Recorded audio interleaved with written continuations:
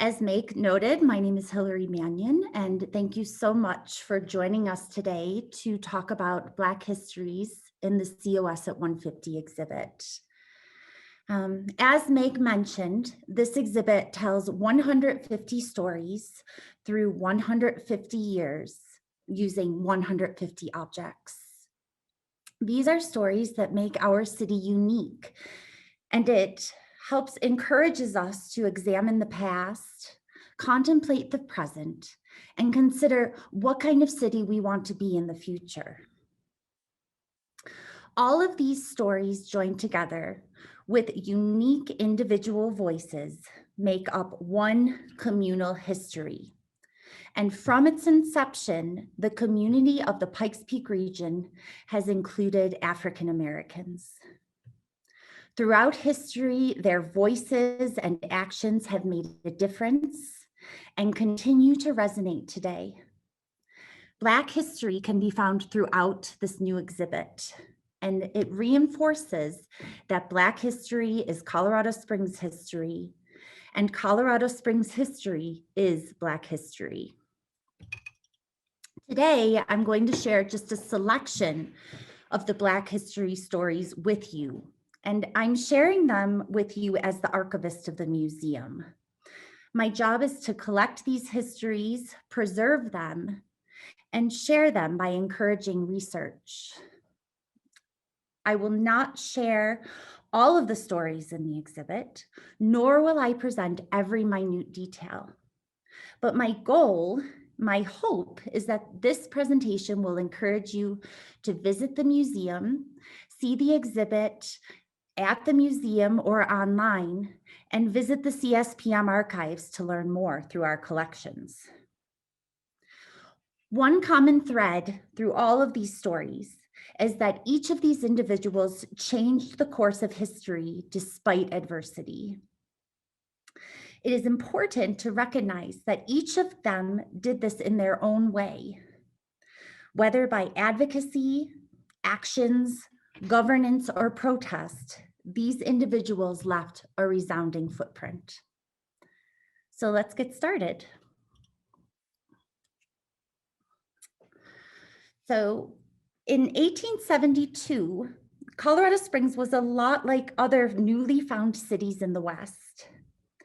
African Americans came to the city for many of the same reasons that every other American was going west. They were seeking opportunity and a fresh start. They were also expecting equality and perhaps a better life. Black settlers were cooks, cowboys, miners, farmers, porters, barbers, handymen. In 1886, the largest employer of Black men in the city was the Antlers Hotel. Shortly after the Colorado Springs police force was organized in 1887, they appointed the first Black officer. His name was Horace Shelby, and he could be seen here standing with his fellow officers in front of the old City Hall, which was at 18th South Nevada Avenue. In this same decade, just to give you all some context, this is what was happening in Colorado Springs. The weather signal station on top of Pikes Peak was enlarged. Charles Aikens was making a name for himself as an ornithologist and a taxidermist. The Colorado Springs Opera House was constructed. The Midland Railway was founded, and the family of Joel Addison Hayes and Margaret Davis Hayes arrived in Colorado Springs.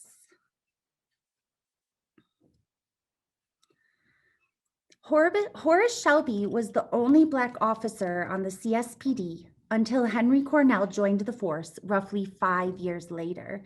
And you can see Henry Cornell on the right of this group photograph.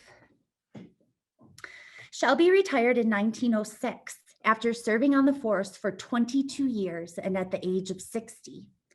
At that time, he was the oldest officer on the force, and he was also the longest serving officer.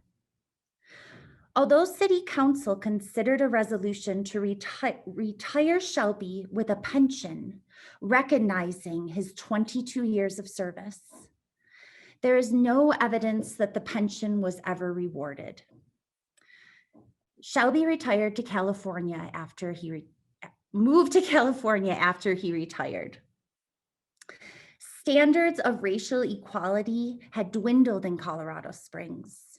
As people migrated west from across the country, they brought their ideas and their attitudes with them. Racism, prejudice, and in turn, segregation followed. Although segregation was not the law in Colorado Springs, it was widely practiced in all areas of life in the city. This was known as de facto or in effect segregation. As a result of this, or in response to it, 9 years after the National Association for the Advancement of Colored People was established, a local branch was organized at Payne Chapel in Colorado Springs. At the time it was established, there were 300 other branches in the country, half of which were in the South. Among the charter members were Henry Sachs, who was a white philanthropist in the city, and Reverend A. Wayman Ward, the pastor of Payne Chapel. Reverend Ward would become the first president of the Colorado Springs NAACP. Here is what was happening in Colorado Springs that same decade. The first Pikes Peak hill climb took place. Colorado City was annexed into Colorado Springs. The Myron Stratton home, a home for disadvantaged children and families, was established. The US joined World War I, and the 1918-1919 influenza epidemic was raging in the city.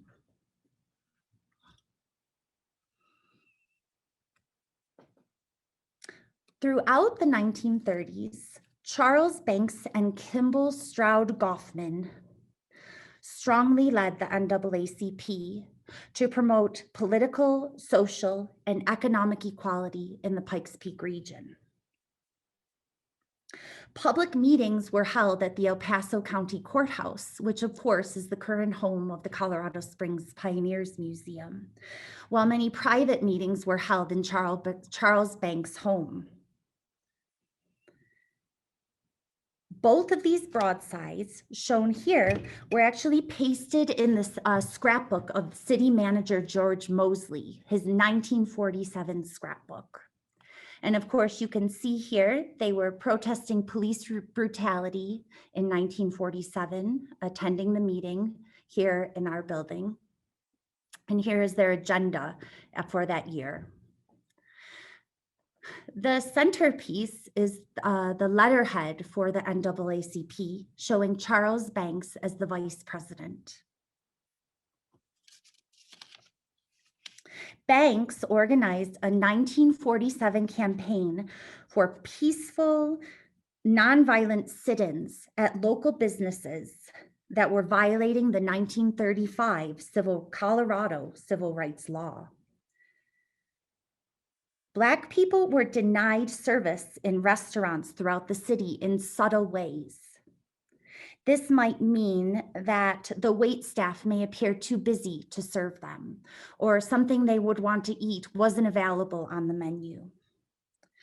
Questionnaires returned in an 1936 survey about race prejudice in Colorado Springs revealed these actions.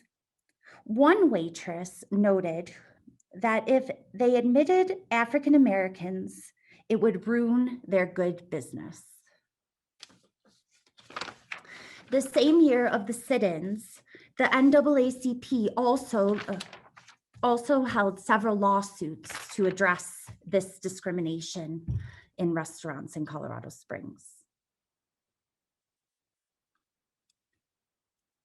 Shown here is the brochure, or is the program for the banquet celebrating the 60th anniversary of the NAACP Colorado Springs branch.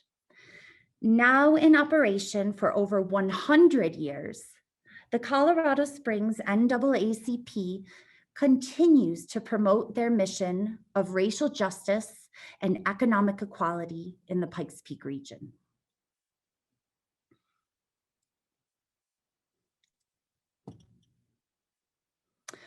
One decade later, Kelly Dolphus STROUD arrived at the National Olympic Trials in Boston by foot. This newspaper article documents documents Dolphus STROUD's monumental cross-country trek from Colorado Springs to Boston. I'm going to read this article to you out loud.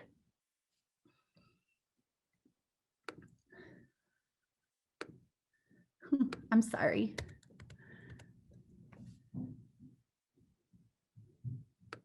Okay, here we go. Dolphus STROUD, Colorado Springs Negro youth who is traveling by foot and by what lifts from motorists his luck affords him to make Boston in time for the Olympic trials. Sent word home today he had reached Des Moines, Iowa. His message read, "I have to hike 30 to 50 miles daily." STROUD, who left here last week, trained for the 5,000-meter run by climbing Pikes Peak every week. So when you read this article, it might spur a few questions. One is, why was he walking to Boston? And the second might be, why was no one helping him after they read this article, or even before the article was written? This is what was happening the decade that STROUD made his way to Boston by foot. Local suffragists hosted the Equal Rights Pageant in Garden of the Gods. The first AIRMAN New Year's Eve ascent and fireworks show from the summit of Pikes Peak took place.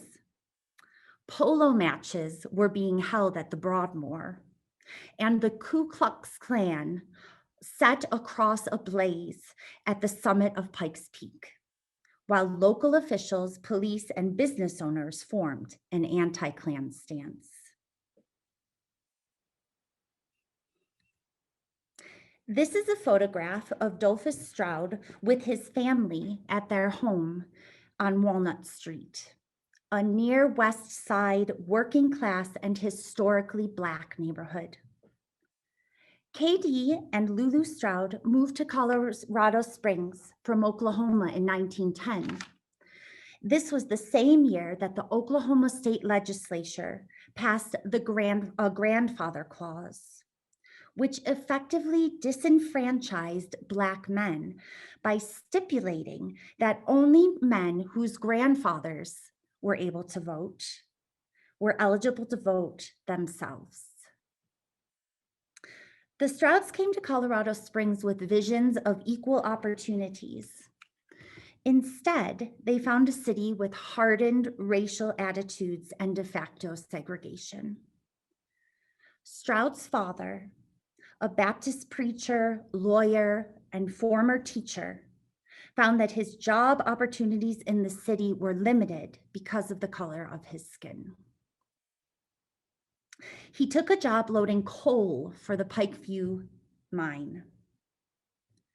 Like many other Black families, the STROUDs pinned their hopes on educating their children to ensure their rights to equal opportunity.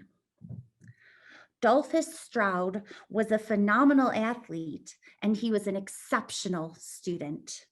He attended Colorado College, where he received several academic scholarships and honors, including the PERKINS scholarship during his sophomore year, which was awarded to one male and one female of the class with the highest grade point average.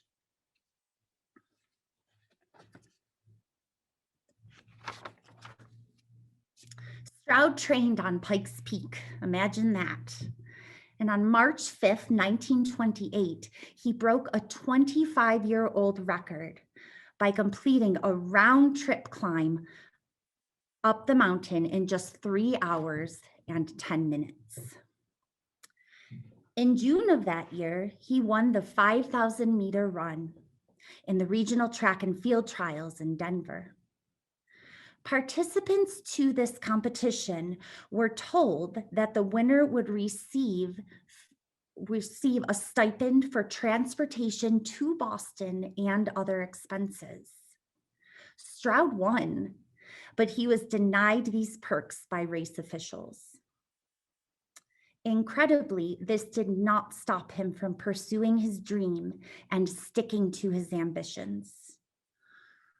Using a golf club as a walking stick and wearing a sign that said Denver to Olympia, Stroud hit the road to walk, run, and hitchhike 1,765 miles to Boston. Sadly, he made it just in time. His long journey ended at Harvard Stadium just 6 hours before the trials began. As you can imagine, his physical and emotional exhaustion stopped him from completing the trial run. After working the summer in Boston to earn his fare home, Stroud returned to Colorado Springs and eventually settled with his family in Portland, Oregon. This was after he taught in the South and earned his master's degree in Spanish in Mexico. While in Portland, he ran a warehouse business and established himself as a community leader.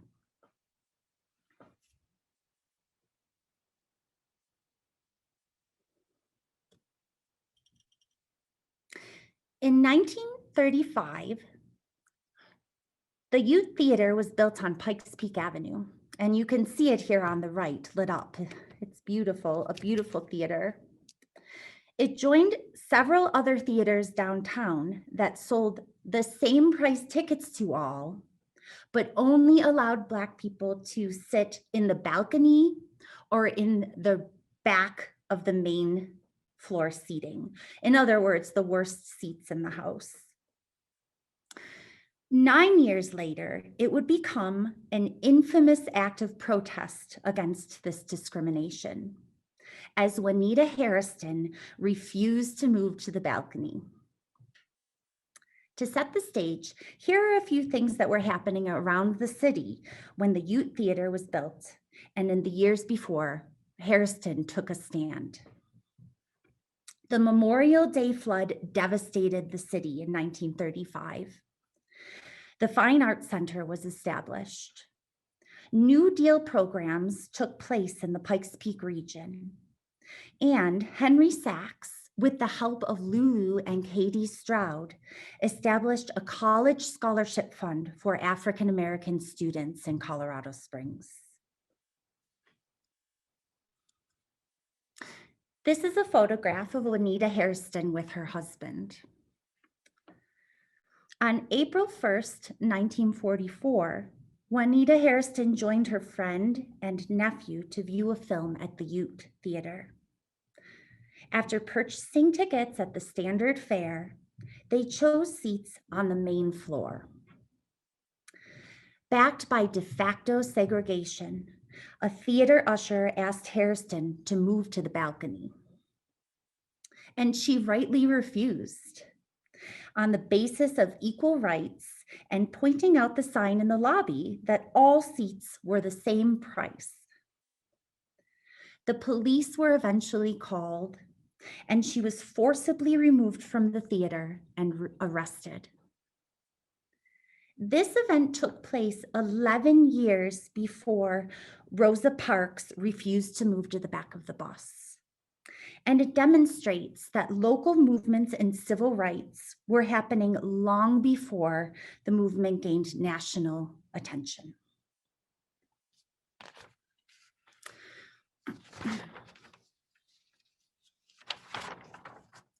With the help of the local NAACP, Hairston filed a lawsuit against the theater for violating the Colorado civil rights law. After many legal delays, Juanita received $627.18, primarily for the loss of her purse that day and her paycheck. Hairston left Colorado Springs for California after winning the case. But from California, she stayed in touch with the local chapter of the NAACP. And it is believed that she supported and advised Charles Banks and Kimball Stroud Goffman in the 1947 sit-ins.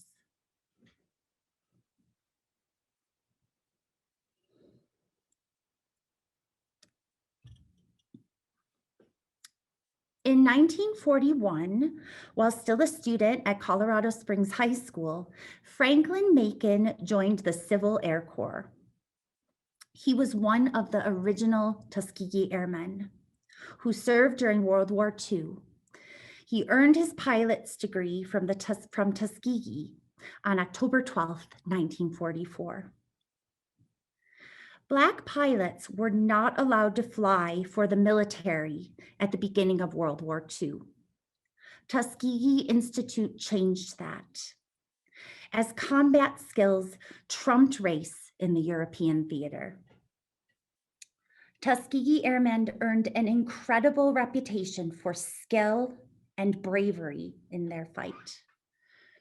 In flight. The success of Tuskegee led to President Harry Truman's executive order ending segregation in the military.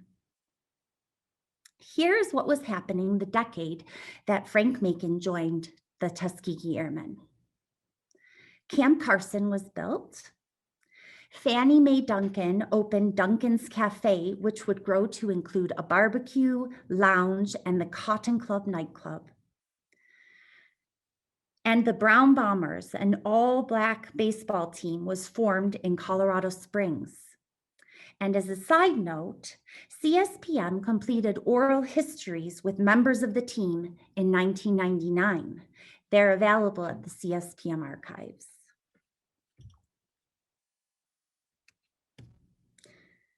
On the right is a page from the 1942 Colorado Springs High School yearbook, showing Frank Macon at the top row, the second from the left. His senior biography notes that he is interested in airplanes, and I would like to call this an understatement. Macon's story is one of someone who had a dream and stuck to it. He shared his story in our COS at 150 exhibit and in his 2019 autobiography. He was hoping to inspire young people to follow his lead. This was in the spirit of one of his favorite Frederick Douglass quotes, which is, "What is possible for me is possible for you." Macon overcame racial barriers, including discouragement from his own high school mechanics teacher. He was told that because he was Black, he would only be able to wash cars, not repair them. Macon also faced challenges in school because he had dyslexia.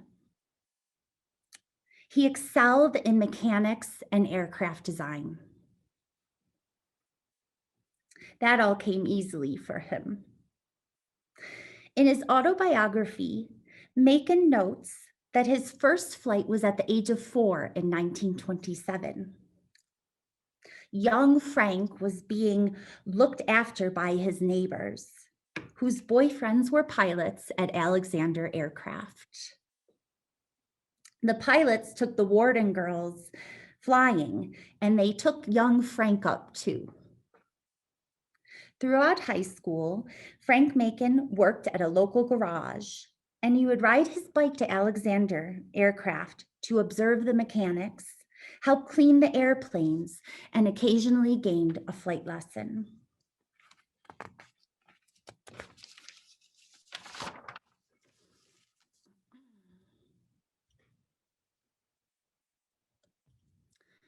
Macon signed up for the Civil Air Patrol, which which utilized civilian pilots to aid in the war effort.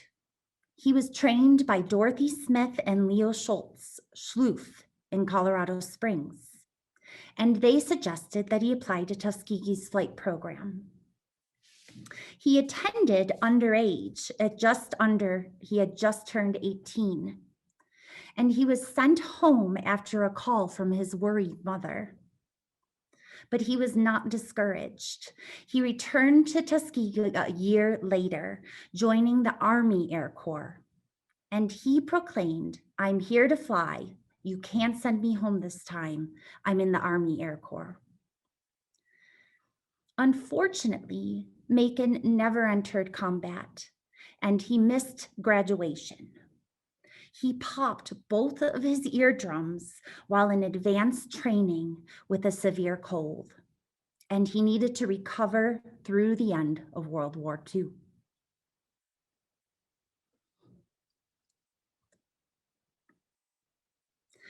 After World War II, MACON returned to Colorado Springs, and he worked at Fort Carson for 23 years. He retired as the head of aircraft maintenance. He also ran his own machine shop and researched aviation accidents professionally. After retirement, he designed, built, and tested specialized aircraft. He is shown here building a model airplane with his granddaughter, Crystal Reese. In the article, he proudly states that Crystal had a basic engineering and scientific mind and had begun to understand a lot about the theory of flight. No doubt that this was under her grandfather's tutelage. In 2019, MACON established the Frank MACON Trade Scholarship Charitable Trust, which provides scholarships to young people who want to learn a trade. You can view his 1944 aircraft that he renovated himself at the National Museum of World War II Aviation.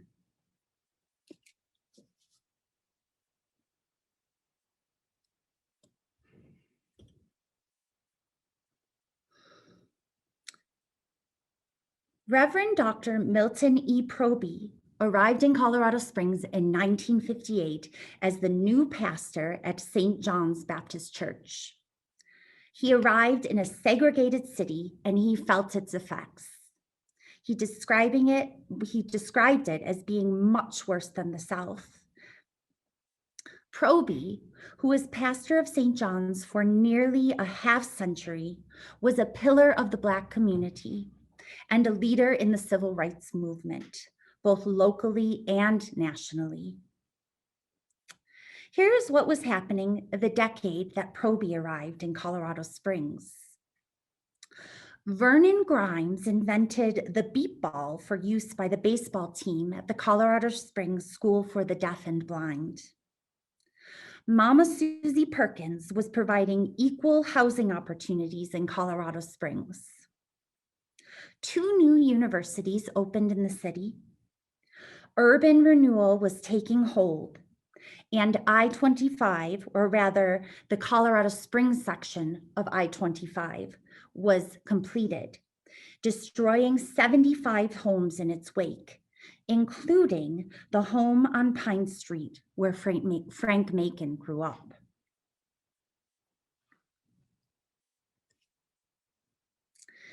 Milton E. PROBY was born in DeKalb, Texas in 1929 and described his childhood as near idyllic. His father, who owned a considerable amount of land, shielded his son from the segregation of the Jim Crow South. PROBY's father died when he was just a teenager, and he soon was made aware of the limitations placed on him because he was an African American. PROBY credited this experience with his lifelong commitment to civil rights. After graduating from high school, PROBY joined the US Army and he served in the Korean conflict. The atrocities of war spurred PROBY's lifelong commitment to humanitarian work. He is seen here at the dedication of the new St. John's Baptist Church in 1976. He was preaching before the age of 20, and as a teenager, he had met Reverend Martin Luther King Jr. at a Baptist conference. The two were part of a vanguard group of preachers who led the civil rights movements from their churches.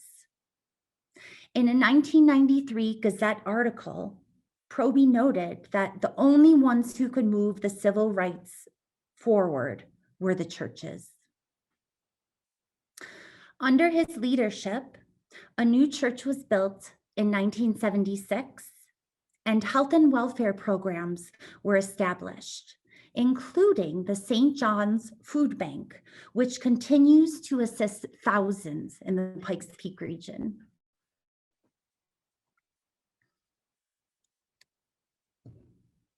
Beyond the pulpit, PROBY advocated for justice and racial equality through community involvement and state and local legislatures.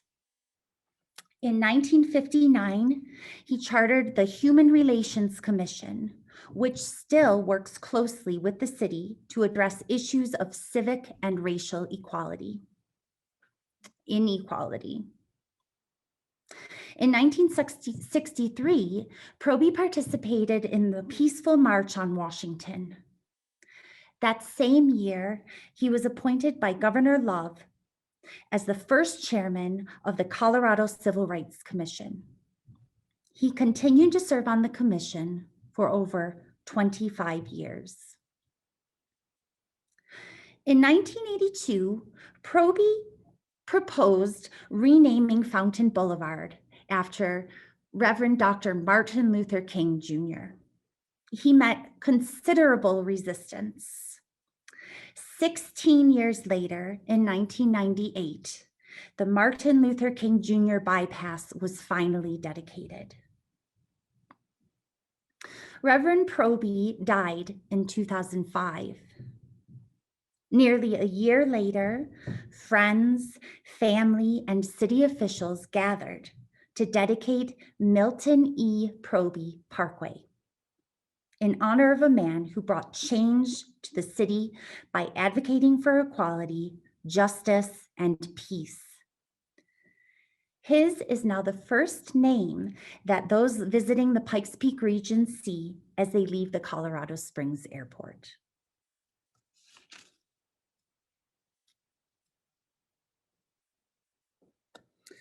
In the 1960s, while Reverend PROBY was advocating for equality from St. John's Church, Mama Susie Perkins, a parishioner of the church, was taking action by providing housing to all. She ran her real estate business the same as Fannie Mae Duncan ran her cotton club, under the principle that everybody was welcome.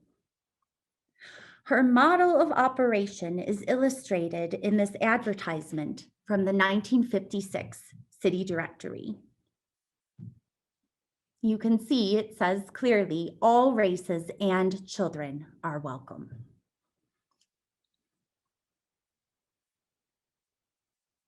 She fought racial discrimination by buying, renovating, and renting real estate.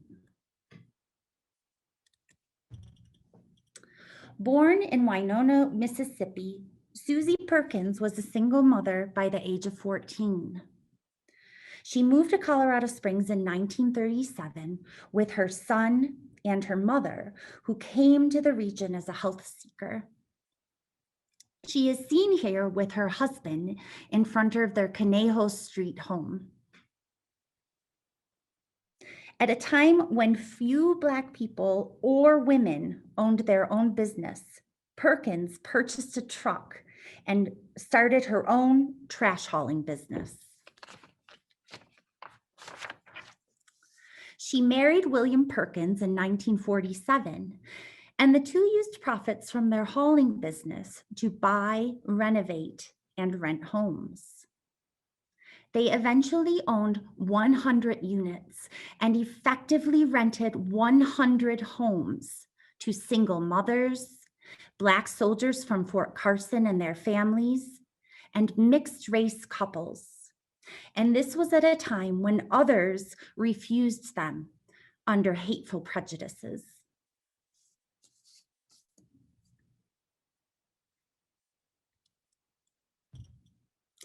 Along with being a savvy and compassionate entrepreneur, Perkins was also known for being a generous philanthropist.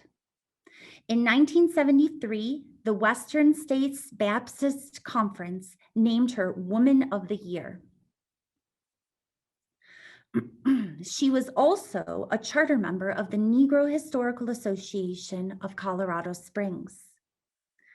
In 1984, she was recognized by NAACP as an outstanding businesswoman. And this photograph shows the ceremony that was held in the historic courthouse at CSPM.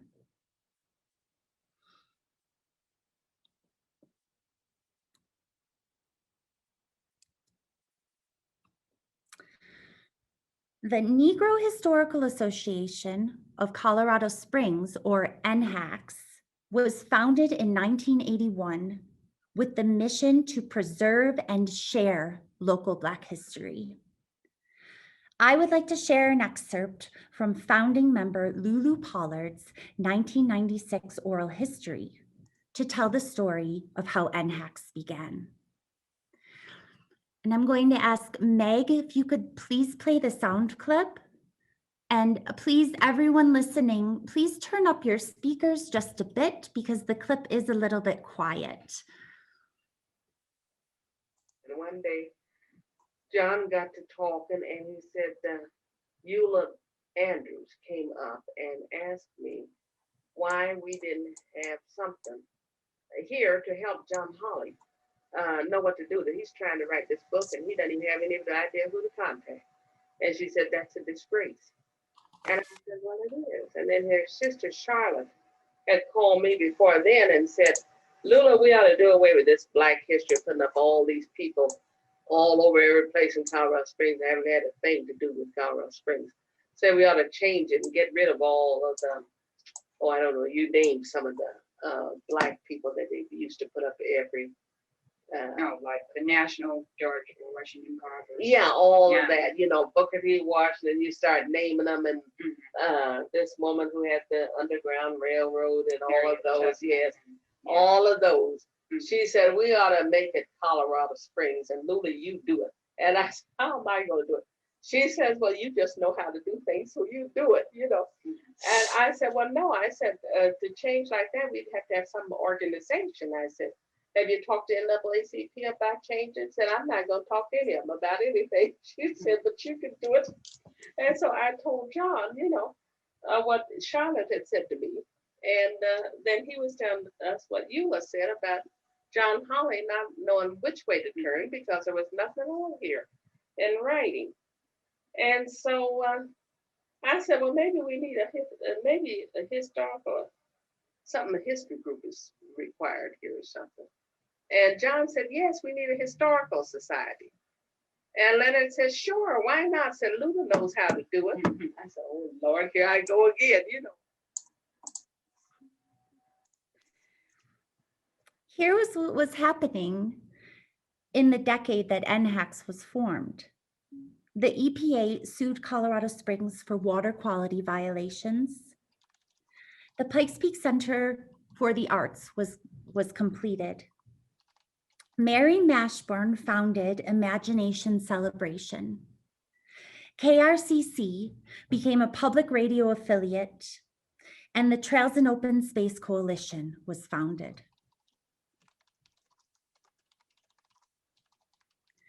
As you heard, Lulu Pollard was at the center of the founding of NAACP. As the editor of the newsletter and the president for over 20 years, in many ways, she was the voice of the association. Pollard grew up in Colorado Springs. She was part of the STROUD family. She was the younger sister of DOLPHUS STROUD.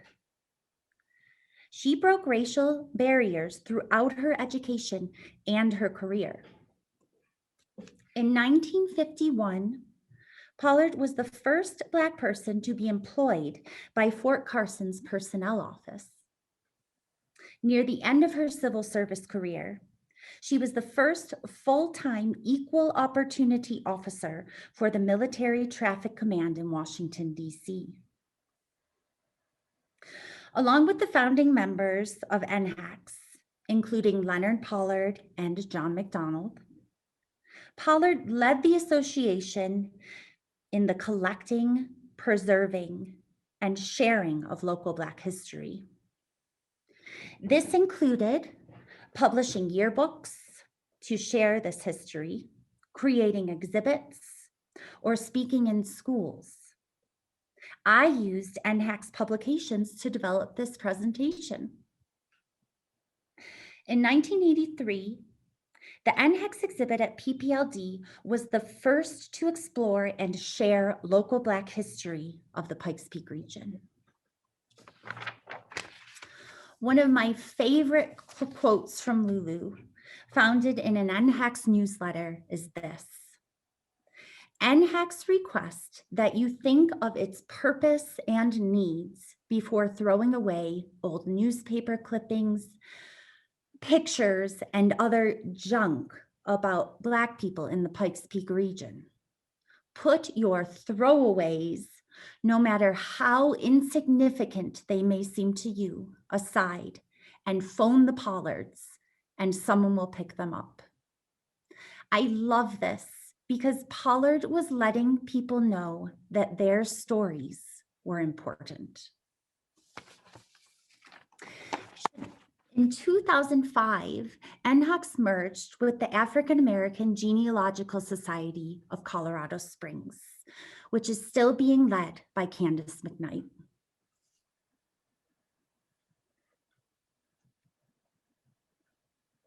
You'll see here that that exhibit meeting was actually held at the Pioneers Museum on June 19th, 1983.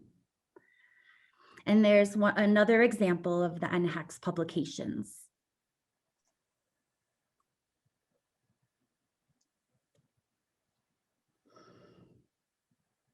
In 1997, Vice Mayor Leon Young, a charter member of NHACS, was appointed mayor of Colorado Springs. He took the oath of office as the first Black mayor of the city. Here is what was happening the decade of this momentous event. The Downtown Partnership was revitalizing downtown. Colorado became known as the hate state after voters approved Amendment 2, which was written by religious fundamentalists in Colorado Springs.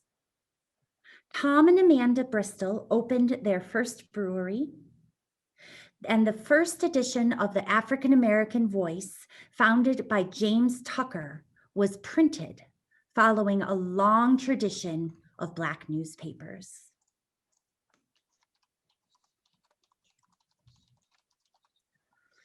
Leon Young grew up in Monroe, Louisiana. In his oral history, he recalls long walks to school and hours worked in cotton fields as a child. He moved to Colorado Springs with his family in 1942. He attended Colorado Springs High School his senior year. And the next year, he enlisted in the US Navy and served in World War II and the Korean conflict. His first jobs in the city included working at Todd's Shoe Shine downtown, as well as the custodian and then bartender at the El Paso Club. It was this last job that led to Young's successful business, which was Young's Janitorial Service. It became one of the most successful minority-owned businesses in the state. As a respected business owner and community leader, Young successfully ran for city council in 1973, leading to a long career in city government. In 1981, his colleagues in city council unanimously voted him as the city's vice mayor. In describing Leon Young, his colleagues and constituents repeatedly observed that he was a man of few words, but he worked hard to get things done, a leader without ego. This quiet leadership style amounted to many improvements in the city and proved effective in working toward racial and economic equality for his constituents and beyond.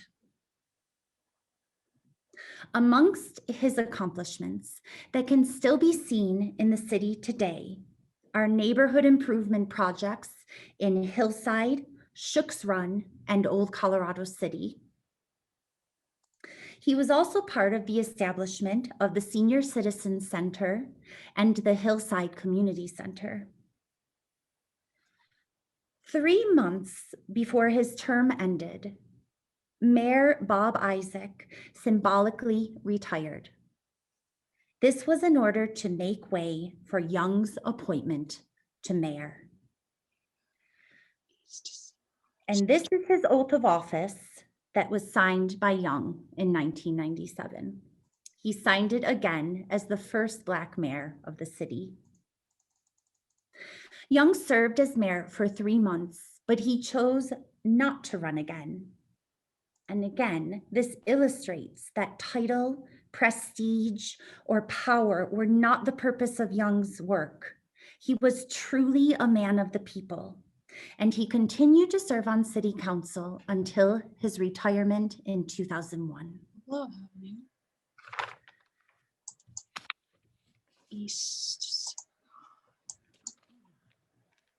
Okay.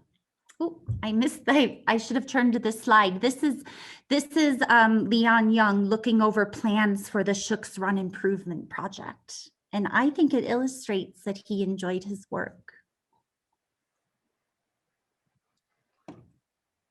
Well, thank you so much for joining me today. It really was great to share these important stories in Colorado Springs history with you.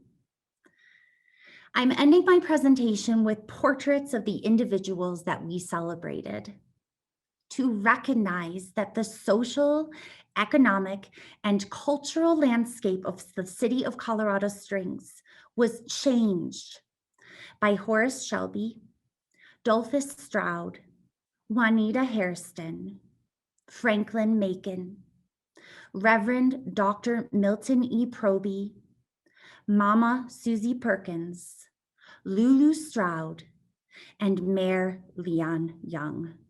They spoke up, they took action, and became involved to expose and address racial inequalities in the city.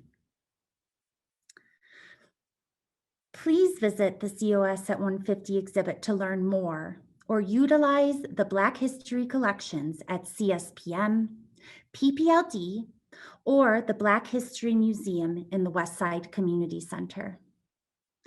We will be sending a follow-up email to this presentation that will include resources from the CSPM collection that were used to develop the exhibit and to prepare for this presentation.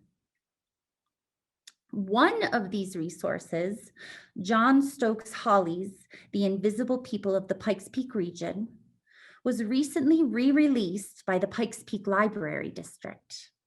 It is part of their COS History Book Club program and will be discussed with special collections staff at the April 15th virtual meeting. So be sure to check out that book and join in if you can.